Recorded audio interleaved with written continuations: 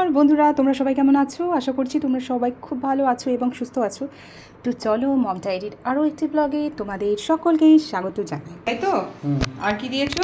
আর তোমার গোলমরিচের গুঁড়ো, নুন আর নুন।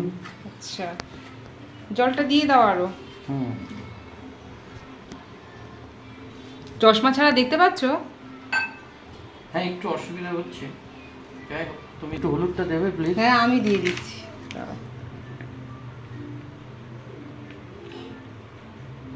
ব্যাস, আরেকটু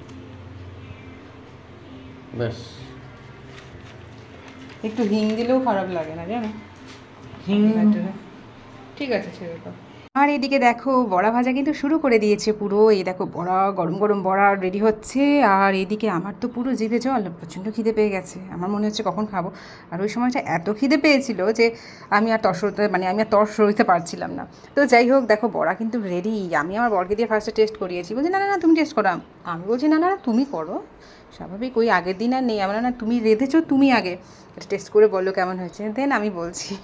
তো যাই হোক, টেস্ট হলো, খাওয়া দাওয়া তো হলো। এবার দেখো সন্ধ্যেবেলা কিন্তু একটু আমি ছেলেকে নিয়ে বসে গেছি তোমাদের সাথে একটু কথা বলবো বলে। ছেলের জন্য কি নিয়ে এসেছি? Cheese bread. চিজ ব্রেড যেটা আমার ছেলে খুব ভালোবাসে খেতে। আজকে আমরা গল্প করতে বসেছি, তাই তো বাবা? গল্প করতে বসেছো? আচ্ছা, তুমি সবাইকে একটু বলে দাও তো বাবা। আমি তো বলতেই বলিনি হাই, আমি তো ভেবেছিলাম বলবো যে একটা রাইমস বলতে।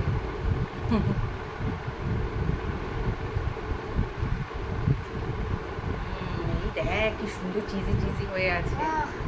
ওয়াও। বাবা, বাবা সবাইকে বলে দাও তো, ডগ সেজ, ক্যাট সেজ, তারপর আর কি আছে? ও ক্রো সেজ, ডাক সেজ, ডাক সেজ। গুড, এই তো তুমি অনেক কিছু পারো। তারপর ডাইনোসর সেজ। বাপরে, মাম্মি ভয় পেয়ে গেল তো। মাম্মি ভয় পেয়ে যাচ্ছে। হ্যাঁ, ডাইনোসর তো ওখানে আছে, এখানে নেই তো। এখন তো তুমি খাওয়া দাওয়া করবে, ডাইনোসর আসবে না এখানে, তাই তো? ডাইনোসর এখানে আসবে না। রুটিটাকে কিন্তু শুকনো তাওয়াতে যেমনি করে রুটি ভাজি আমরা মানে ওভাবে এটাকে সেঁকে নিয়েছি। এরপর তারপর যখন রুটিটা পুরোপুরি হয়ে যায় ভাজা, ওটাতে আমি জাস্ট মানে কি বলবো, 2 থেকে 3 ড্রপ আর কি অলিভ অয়েল দিয়েছি। তাও পুরোটা ঠিক করে লাগিয়ে এবার ওই তেলটার জন্য না, ওই রুটিটা এমনি যেমনি একটু হার্ড হয়, তো ওই সফটনেসটা এসেছে ওই সামান্য তেল দেওয়াতে। ঠিক আছে, তো তোমরা এটা ট্রাই করতে পারো। বাচ্চারা চিজ যেমন খুব ভালোবাসে, তোমরা কিন্তু এটাকে ট্রাই করতে পারো। আমার ছেলে তো ছোটো থেকেই চিজের টেস্টটা ওর ভীষণই প্রিয় আমার ছেলে। তো তখন আগে আমি কখনো মানে দিতাম, আগে খুব কম দিতাম, কারণ আমি কেউ বলতো চিজ খাওয়ানো ভালো বাচ্চাদের, আবার কেউ বলতো না খাওয়ানোই বেস্ট। আমি অনেক নিজেও গুগলে সার্চ করেছি, ইউটিউব দেখেছি, বাট আমি নিজে স্যাটিসফাই ছিলাম না ওই আনসারগুলোতে। তো তাই কিন্তু আমি খাওয়াতাম না, খুব একটা বেশি খাওয়াতাম না। মোটামুটি ও যখন 1.5 বছর ওর বয়স ক্রস করে গেল, মানে কমপ্লিট হলো, তারপরে থেকে মোটামুটি আমি ওকে শুরু করেছি চিজ খাওয়ানো। 2 বছরের পর থেকে তো খাওয়াই, ওটা তো অসুবিধা নেই। প্রায় সপ্তাহে একদিন হয়েই যায় ওই চিজ খাওয়ানোটা। আর আমার মনে হয় না এখন কোনো অসুবিধা হবে চিজ খাওয়ানো নিয়ে। আর ও এই চিজটা ভীষণ ভালোবাসে। নর্মাল যে ব্রেড আমরা খাই, কেনা ব্রেড, সেই ব্রেডেও ও ভালো খায়, কিন্তু ওই ব্রেডটা আমি বেশি দিই না ওকে।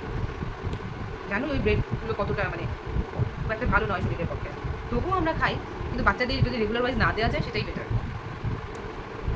যতটা সম্ভব হয় আমার পক্ষে তোমাদের মানে বাড়িতে বানানো খাবার, ঘরে বানানো খাবার, আমি সেগুলোই দেওয়ার চেষ্টা করি। বাইরের খাবার খাওয়ানো হয়েই যায় কোনো না কোনোভাবে। হয়তো বাইরে গেলাম আমরা, হয়তো মানে সেরকম কোনো প্ল্যান করে বেরোইনি, বাট যাওয়ার পরে হয়তো অনেকটা সময় কেটে যাওয়ার পরে খেতে পাই, বাইরের খাবার খাওয়াতে বাধ্য হই আমরা, কিছু করার নেই। আর অলওয়েজ আমাদের ওটাও সম্ভব হয় না যে খাবার বাড়ি থেকে রেডি করে নিয়ে যাবো।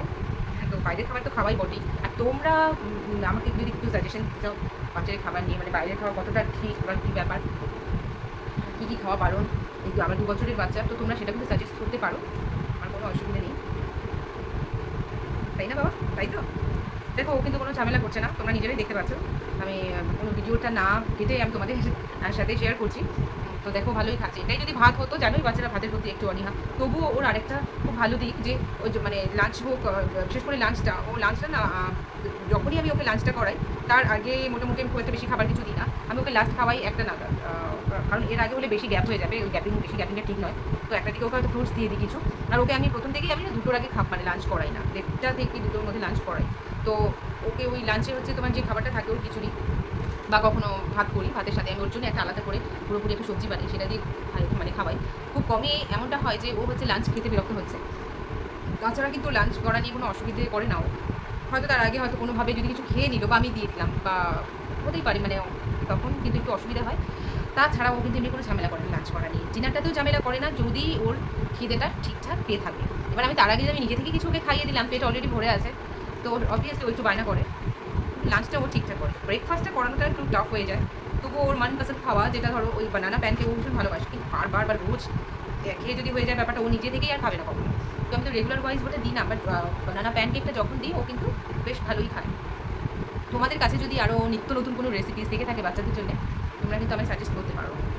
ওটা ফিনিশ করে নাও, তারপর দিচ্ছি বাবু। কারণ এই রেসিপিসগুলো ভীষণ ইম্পর্টেন্ট। বাচ্চারা মানে কী খাওয়াবো, ব্রেকফাস্টে কী করাবো, তোমাদের লাঞ্চে কী খাওয়াবো, ইভিনিং স্ন্যাক্সে কী দেবো, এইসব ভাবতে ভাবতে না মানে শেষে হয়তো গিয়ে নর্মাল রুটি বানিয়ে দিচ্ছি, বা আমি লুচিও দিই। ও রুটি পরোটা এগুলো খাবার খুব ভালোবাসে। আমি অ্যাজ এ ডিনার ওকে কখনো লুচি পরোটাতে আমি ভাতই খাওয়াই, কিন্তু ওকে ওই স্ন্যাক্সে ইভিনিং স্ন্যাক্সে লুচি পরোটা দিই। ও আরেকটা জিনিস খুব ভালো খায়, সেটা হচ্ছে তোমাদের সাথে পরে শেয়ার করবো, চিড়ের একটা রেসিপি। ওই চিড়ের পোহা যে টাইপের হয় ওটা একটা, বা চিড়ের পোলাও মেন ঠিক নয়, কারণ আমি ওর খাবারে যেহেতু চিনি নুন ইউজ করি না, নুনটা যদিও একটু ইউজ করি, চিনি তো করি না বলতে পারো, একেবারেই করি না চিনি ইউজ। নুনটা মোটামুটি ইউজ করি, তাও এটা ইদানিং স্টার্ট করেছি। ওর যখন 2 বছর কমপ্লিট হলো তারপর থেকে আমি ওর খাবারে নুন দেওয়া স্টার্ট করেছি, তার আগে মোটেই আমি নুন ইউজ করতাম না। তো দেখো এখনও কিন্তু খাওয়া শেষ হয়নি, একটু খাচ্ছে ও, আর আমার গল্পও শুনছে। আমি তোমাদের সাথে কথা বলছি, গল্প করছে, ও কিন্তু বুঝতে পেরে গেছে, ও বেশ শুনছে কথাগুলো বসে। এসব দিকে ঠিক আছে, বুঝলো তো? কিছু বলবে তুমি? আচ্ছা সবাইকে বলে দাও তো বাবু, এখানে বসে Johnny eating sugar, telling lines, open your mouth, good boy. তুমি তো গুড বয়, তাই না? ডাইনোসর, কোথায় ডাইনোসর দেখতে পাচ্ছ তুমি? আমি তো দেখতে পাচ্ছি না।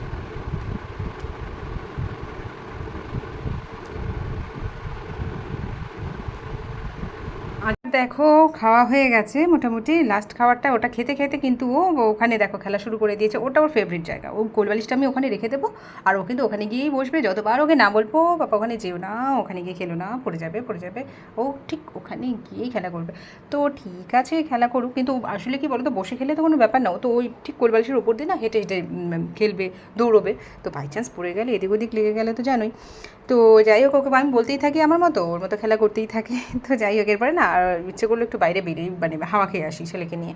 তো দেখো বেরিয়ে গেছি একটু হাওয়া খেতে বেশ ভালোই লাগছে। কিন্তু কী হয়েছিল জানো তো, প্রচণ্ড ভয় পেয়ে গিয়েছিলাম। যেই না গেটের বাইরে বেরিয়েছি, জাস্ট অমনি 2-4 ফোঁটা বৃষ্টি দেখে আমার বড় বলছে চলো বাড়ি চলে যাই, আর এখানে বেরোনো যাবে না, তোমরা দুজন ভিজে যাবে। আমি বললাম কী করে হয়, বেরিয়েছি তো ঘুরতেই হবে, একটু হলেও হাওয়া খেয়ে তারপর যাবো। তো আমাদের ভগবান আমাদের ওপর প্রচণ্ড দয়া করেছে সেই মোমেন্টে, একদম বৃষ্টিটা কমে গিয়েছে, আমরা একটু হাওয়াটা খেয়ে দেখো বাড়ি চলে এসেছি। যতই হাওয়া থাক বাইরে, কিন্তু ঘরে এসে সেই একই গরম।